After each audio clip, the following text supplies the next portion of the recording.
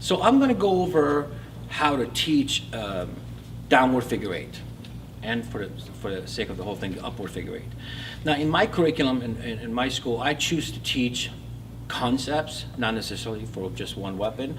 So when I teach downward figure eight as part of the curriculum, we teach it with all weapons. Doesn't matter if you have to learn the weapon. I just want you to know how to do a downward figure eight, because it's so versatile and you could do it in so many different ways. All right, so I'm gonna have you do it with a stick first. Okay, so here's a stick. So again, we're not really covering stick, but it's good, for us to just go over it. So just for the sake of this drill, we're gonna grab a stick with this one showing up. We're not going over this stick, but we'll have a whole different curriculum for that.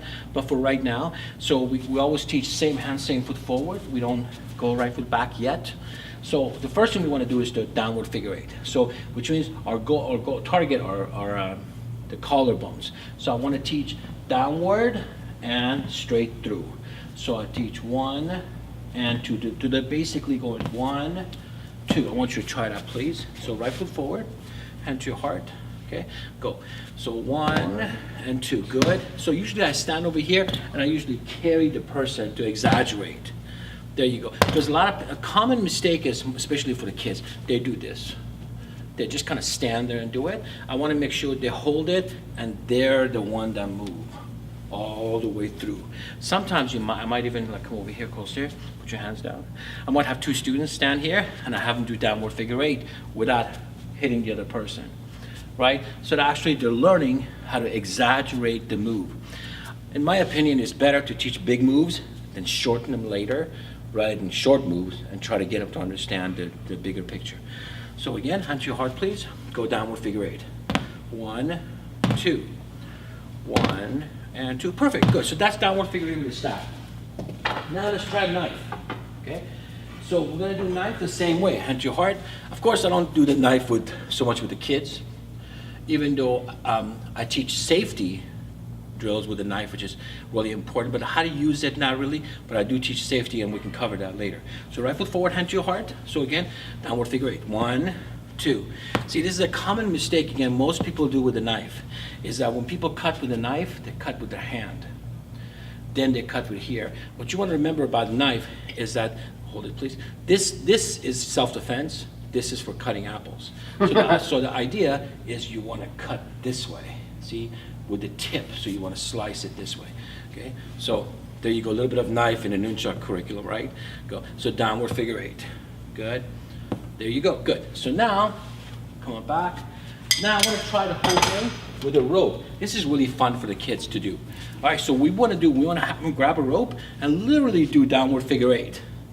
Okay, and because of the weight, the extension of it, it's kind of easier for the kids to do. And I have them do a pass of it, like they walk through. Okay, and they come back. I think this is a very good self-defense thing to do for the kids, because if they're in school or something, they could do this with their backpack. I've seen people take their shoes off against the knife, put their hand inside the shoe and do downward figure eight. So you could be pretty creative. You could take your t-shirt off, especially if it's wet, or take your t-shirt, put something heavy in it, and recreate the downward figure eight. Same thing, right? So go ahead. I can do it against Bob, but don't hit him. Back up, please. Back up. So just do downward figure eight. Good. There you go. Good. Back up a little bit more so we're not. There you go. Good. So what you want to stay away from is this thing with the hand, because you want your body motion to do it. There you go. Good. So you see, it's not that hard, right? But again, I like to open people's mind about the whole thing about downward figure eight. That it's not just with one weapon. Okay, so staff. So same concept, holding the middle and back up a little bit. There you go. So from here, so the tip goes down, right? So I'm going downward figure eight. Same concept first here. Again, we do right and we do the same thing with the left. Okay, when we're doing it. Okay, we go over the switches and stuff in my staff curriculum, but for right now, that's basic downward figure eight. Okay, right foot forward. You can do it to Bob. Do slow motion. Go. There you go. Don't hit Bob. There you go. Good. Right. There you go.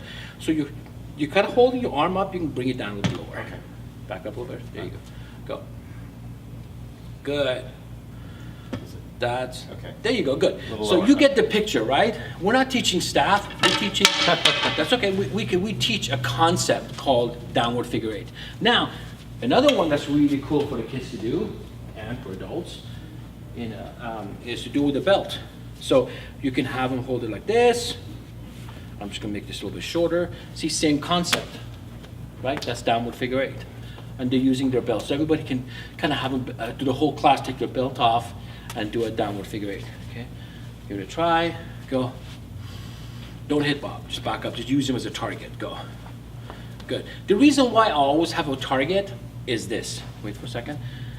You gotta see a common mistake in downward figure eight is this. Everything is kind of, it's out everywhere, right? Instead of focus, everything is coming to you, right? Every move is coming to you, right? That's why I like to have a target when we do downward figure eight, just kind of do it. So now we do it with an nunchuck. Go ahead and grab a chest, please. And downward figure eight. So I won't even mention now how to do it. I'll just have them try it, go. There you go, right, good. There you go, try left. So left foot forward, please. Oh, there you go. Always remember, for right now, same hand, same foot forward on the weapons. Good.